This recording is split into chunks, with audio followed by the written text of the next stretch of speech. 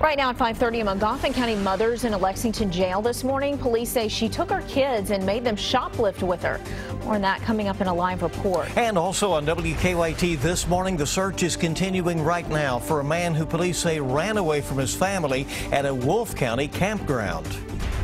And we have a major construction project starting today in Lexington. We'll have how it could impact your morning commute and fall activities, actually, coming up. Tracking, alerting, protecting. This is WKYT This Morning.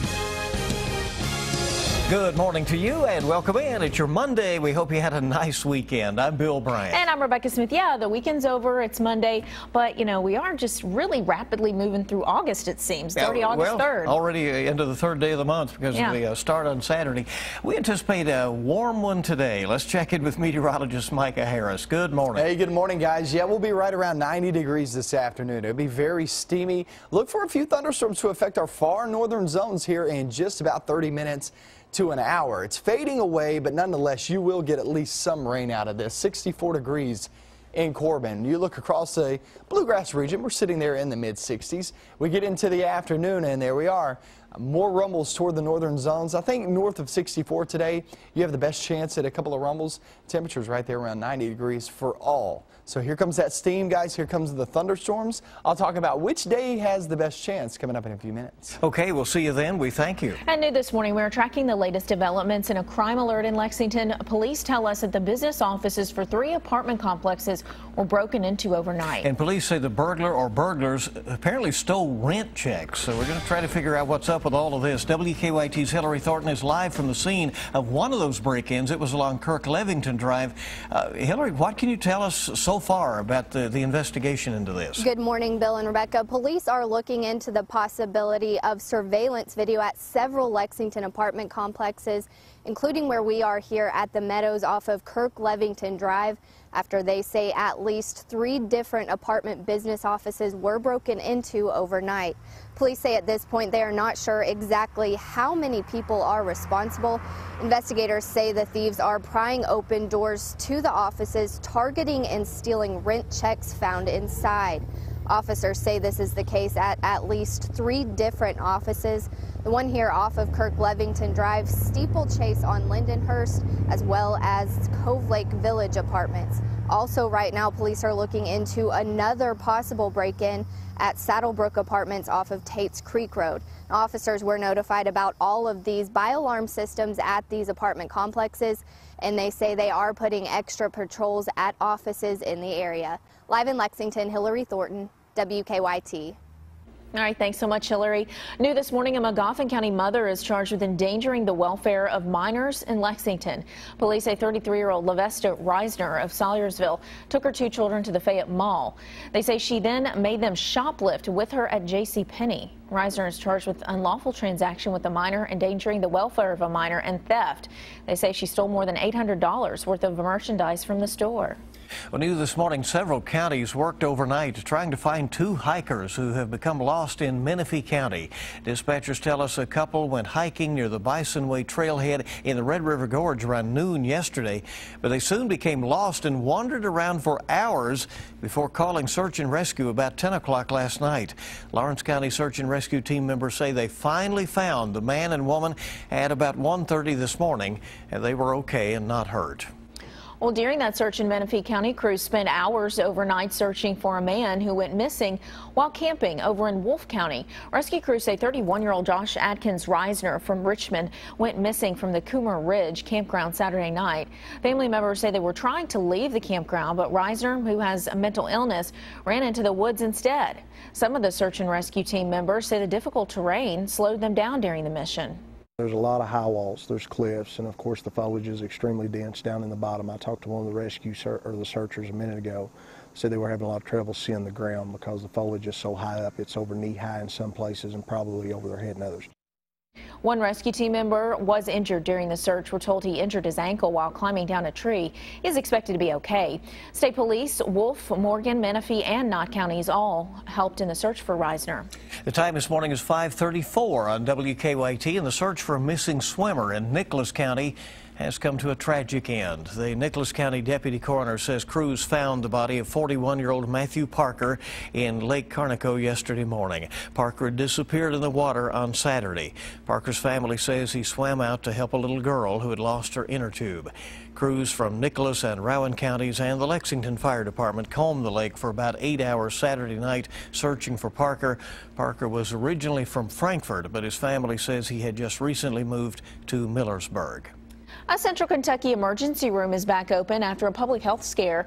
Hospital leaders at Ephraim McDowell Regional Medical Center had to lock down the area on Saturday after they say a patient posed a potential public health risk. A spokesperson from the hospital released a statement last night saying the patient tested positive for 2 strains of adult chickenpox. The hospital felt it was necessary to isolate the patient at the time. We're told that person does not pose a threat to the public.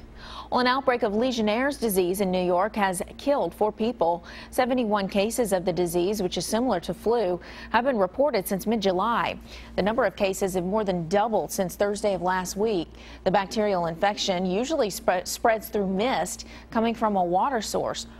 It can't be transmitted from person to person. Authorities say all 4 victims were older adults with underlying medical problems.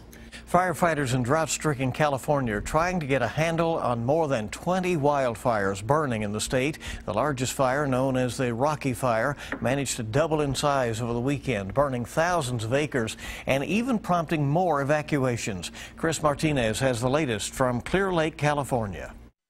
The Rocky Fire north of Sacramento is raging on for a 6th day. Thousands of firefighters from around the state are doing their best to box it in, battling dry vegetation and erratic winds. That's a big problem for us because then we don't have one direction that the fire's going, it's going in several directions. Even with the constant water drops overhead, the Rocky Fire managed to double in size over the weekend. Since it erupted Wednesday amid record heat, the fire has scorched more than 50,000 acres and destroyed dozens of homes. Thousands of residents have been forced to evacuate. Terrifying, but you just go and get everything you can, take care of your animals, and do what you can to get out of here. Richard Hardy has taken up shelter at a nearby Red Cross center. I couldn't get back if I wanted to, and with the fire danger, I'm not sure I want to. The Rocky Fire is just one of more than 20 fires burning across the state. There's a lot of fear that this fire season just continues until we get significant rainfall. Fire officials say the danger is only expected to continue with scattered thunderstorms and gusty winds in the forecast. Chris Martinez, CBS News, Clear Lake, California. Very concerning situation there. The fires prompted Governor Jerry Brown to declare a state of emergency for California and to activate the California National Guard. A scare this weekend for Zimbabwe officials as they thought the brother of a slain lion had also been killed by hunters. Officials say Jericho, brother to Cecil the lion, is not dead. Contrary to their first report on Saturday, an Oxford University researcher is tracking Jericho, and he even tweeted a picture of the lion yesterday to prove that he is still alive. This came as a relief to conservation sympathizers.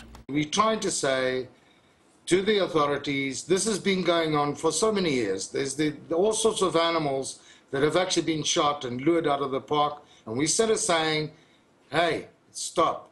This is enough.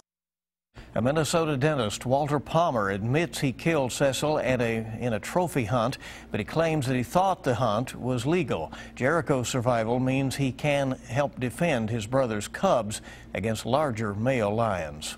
Well, in Malaysia, authorities are one step closer to possibly finding a missing flight MH370.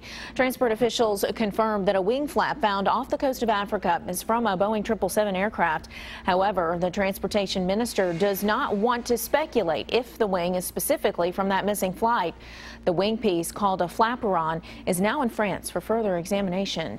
Happening today, the new Fayette County Public School superintendent is set to start his first day on the job. The school board voted unanimously last month to bring 43-year-old Emmanuel Manny Calk on board. Calk had been the superintendent of the Portland Public Schools up in Maine. That is Maine's largest school district since 2012. He makes his start just over a week before school begins, coming up on August 12th. Good luck to him. As you're heading out the door this morning, we have a major traffic alert in Lexington to pass along. It could affect you if you travel a certain part of the city. Starting today, lanes of Harrodsburg Road near a major intersection will be closed, and that will create some new medians that will be more pedestrian friendly. WKYT's Mark Barber is live near the intersection of Mason Headley and Harrodsburg Road. Mark, we've learned this project is finally starting after a long delay. What can you tell us about that? Good morning, Bill. That's right. The Harrodsburg Road construction project was supposed to start last month, but it got pushed back because of all the rain. Now, construction crews will be working here for the next 8 weeks. They say they're going to try to make this area more pedestrian friendly and compliant with the Americans with Disabilities Act. Now, they say they're going to try to fix the issues here by putting in new medians that will have wheelchair accessible ramps. The project could slow traffic at the intersection that is already very busy. Not only is Harrodsburg a main artery into downtown here, but you also have St. Joseph Hospital here as well. The biggest traffic impact will be for the next week and a half because the turn lanes onto Waller Avenue and Mason Headley Road from Harrodsburg will remain closed. If you are driving out of the city after work today and you want to bypass the construction, you can take American Avenue over to Manowar Place, then to Bobolink Drive, which will then take you back to Harrodsburg. Now, the project will be 24 hours a day, again for the next 8 weeks, so it will not be finished in time for the start of school or the start of UK's football season. So you may want to keep all this in mind if you're hoping to catch one of UK's first home games at Commonwealth Stadium. Live in Lexington, Mark Barber, WKYT.